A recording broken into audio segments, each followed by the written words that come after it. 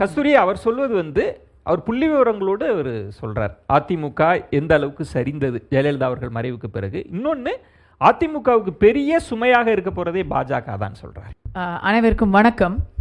நான் ஒரு ஆர்டரில் பேசலாம் அப்படின்னு வந்தேன். ஆனால் தனியரசு அவர்கள் பேசினதுக்கப்புறம் நேரடியாக அவர் சொன்ன குற்றச்சாட்டுகளுக்கு ஒரு மறுப்பு சொல்லும் ஒரு சூழ்நிலை வந்திருக்கிறது. இங்கே திமுகவை சேர்ந்த சூர்யா அவர்களும் சரி, இப்பொழுது பேசிய தனியாக இருக்கும் அரசு அவர்களும் சரி, ரெண்டு பேருமே பாஜக உள்ள வந்துடும். இந்த பூச்சாண்டியை தான் 5 வருஷம் முன்னாடி சொல்லி திமுக ஆட்சிக்கு வந்துச்சு. அதிமுகவுடைய சரிவுகளை பேசுறதை விட பாஜக வந்துரும் அப்படின்னு சொல்லித்தான் இவங்க ஆட்சிக்கு வந்தா தான் ஆட்சிக்கே வர முடியும்னு சிவசங்கரி அம்மாவே சொல்லிட்டாங்க. இருக்கட்டுங்க, நான் நீங்க பேசும்போது கேட்டுட்டு இருந்தேன். அவங்க என்ன சொன்னாங்கன்னு அவங்களே சொல்லிக்குவாங்க. நீங்க அவங்களுக்கு நீங்க சொல்லி தர வேண்டியதில்லை.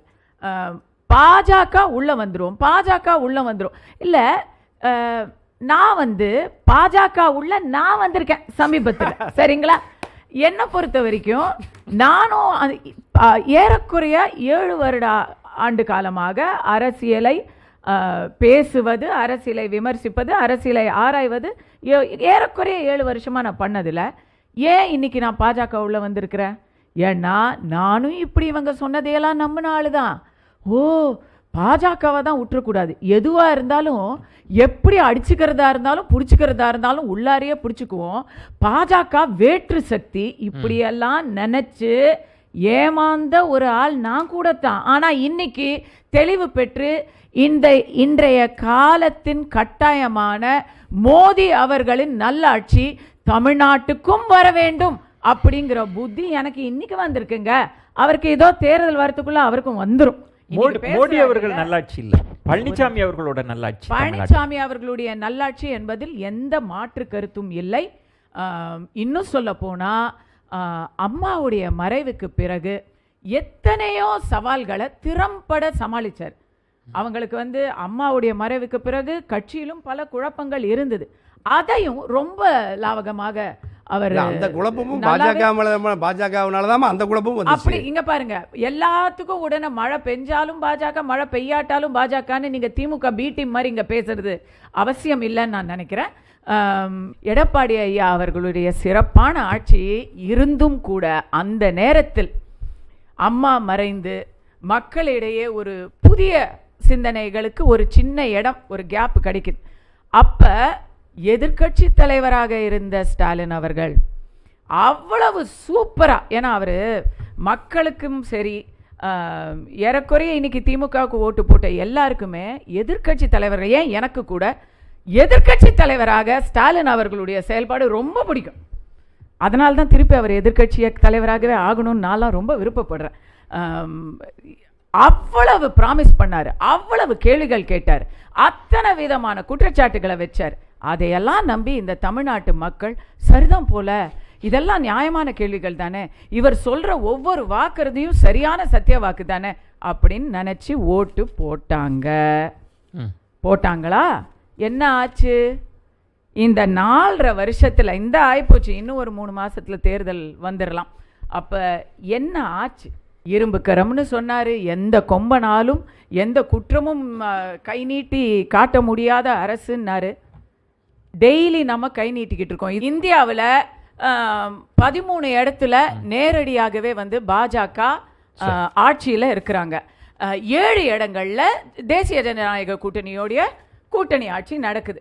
அங்க எல்லாம் 1க்கு மேற்பட்ட தேர்தல் நடந்திருக்கு. அடுத்த தேர்தல், ஒரு தேர்தல் ஆட்சியை பிடிக்கிறவங்க அடுத்த தேர்தல்ல அவங்களே மிகப்பெரிய ஒரு வாக்கு வித்தியாசத்தோட மீண்டும் ஆட்சி கட்டிலில் அமருகிறார்கள். மக்கள் அங்க அவங்களுடைய ஆட்சியில ஒரு மகத்தான வித்தியாசத்தை பார்த்து அந்த டபுள் என்ஜின் சர்க்காருக்கு அவங்க தங்களுடைய ஏகோபித்த ஆதரவை கொடுக்கறாங்க. ஆனா இங்க சூர்யா அவர்கள் சொன்னார், அம்மையார் புரட்சி தலைவி அம்மா போனதுக்கு அப்புறம் அதிமுகல எதையுமே அவங்க ஜெயிக்கல அப்படின்னு சொன்னாங்க. அவருக்கு ஒரு தாழ்மையான ஒரு நினைவூட்டலை நான் இங்க கொடுக்க விரும்புறேன். திமுக இது வரைக்கும் ஆட்சிக்கு எப்பவுமே மறுபடி ஆட்சியை தக்க வச்சுக்கிட்டதே இல்லை. இன்னும் சொல்ல போனா பாஜக இந்தியா முழுக்க ஆட்சியை பிடிப்பதற்கு ஒரே ஒரு காரணம் தான், அது ராகுல் காந்தி. ம். பாஜகவுடைய மிகப்பெரிய நல் விஷயங்களோட சேர்ந்து அவர்களுக்கு எதிரான எந்த கட்சியா இருந்தாலும் அவங்களுடைய சாயம் மறுபடியும் இல்லம்மா, ஈடிமா, வருமான வரித்துறை, அமலாக்க சரி, இப்ப பிரிவு. இந்த திமுக அப்படிங்கிறது ஒண்ணு. ஆனா தமிழ்நாட்டை பொறுத்த வரைக்கும் 3 முக்கியமான காரணங்கள் இருக்கு. சரி, திமுகவுக்கு 3 முக்கியமான காரணங்கள். ம். திமுகவின் அடுத்த கட்ட தோல்விக்கு, நிச்சயமான கண்டிப்பான தோல்விக்கு 3 காரணங்கள் இருக்கு. சுருக்கமா சொல்லிடுங்க. ரொம்ப சுருக்கமா சொல்றேன். தி மு க என்ற 3 காரணங்கள் திமுகவுக்கு மிக மிக மோசமான நிலையை எடுத்து கொடுக்கும். ஏன்னா சொன்ன எதையுமே செய்யல.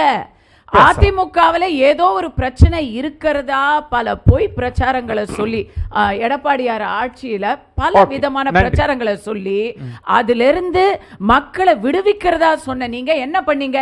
இன்னைக்கு எப்படா இந்த ஆட்சி முடியும், எப்படா சட்டம் ஒழுங்கு வரும் அப்படின்னு திமுகவுக்கு ஓட்டு போட்ட வாக்கு வங்கிகளே நன்றி. இன்று தெருவில் போராடி கொண்டிருக்கும் அவல நிலையை பார்த்து கொண்டிருக்கிறோம். நன்றி.